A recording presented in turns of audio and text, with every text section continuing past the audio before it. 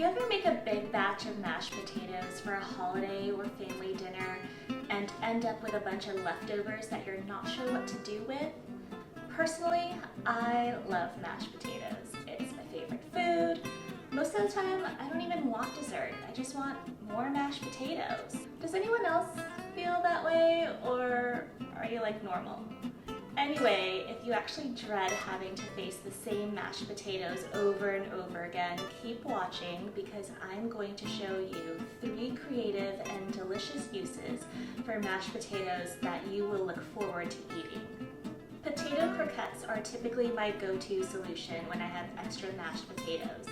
I add grated cheese and bacon lardons to the leftover mashed potatoes with some extra spices like paprika and garlic powder. And then I roll them in balls and bread them in panko breadcrumbs. They keep really well in the freezer, and when I want them as an appetizer or snack, I pop them in the air fryer until they are golden brown and crispy. I don't mean to sound like one of those air fryer people, but I totally am one of those air fryer people. It's just such a great alternative to deep fat frying, and you don't have the mess of hot oil to deal with later. And with all the cheesy mashed potatoes I'm eating, it's probably a good idea to try to cut calories wherever I can. One of my favorite things to get at a Mexican restaurant or taqueria are flautas, which are kind of like a large taquito.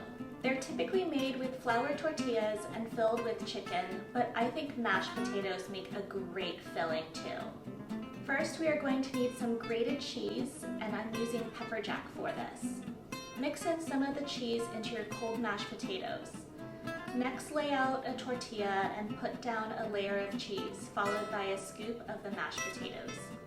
Carefully roll the tortilla and repeat. You can deep fry or bake these flautas, but I'm going to air fry these to get them nice and crispy without too much extra oil. Serve the flautas with a side of guacamole and sour cream and some salsa. Did you know you can put mashed potatoes in a waffle maker? Mashed potato waffles are a fun spin on a potato cake. Take your leftover potatoes and add in cheese, green onions, flour, and salt and pepper.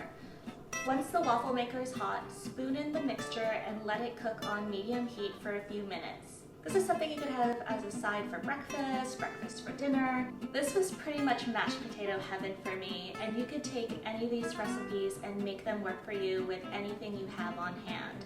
If you love mashed potatoes as much as I do, or want more ideas on how to give your leftovers a makeover, hit the subscribe button for more content.